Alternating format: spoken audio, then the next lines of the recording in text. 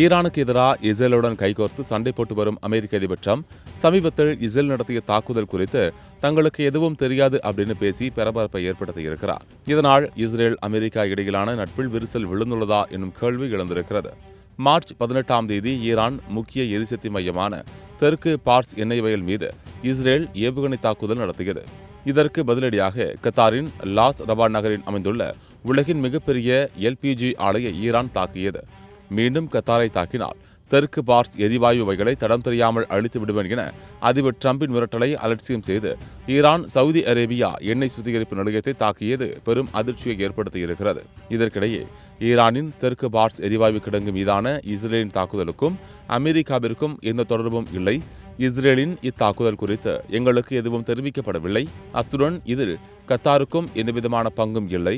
கத்தாரின் LPG ஆலையை Iran தாக்கியது நியாயமற்ற நேர்மையற்ற செயல் என அமெரிக்க அதிபர் ட்ரம்ப் தன்னுடைய சமூக வலைதள பக்கத்தில் தெரிவித்து புயலை கிளப்பியிருக்கிறார்.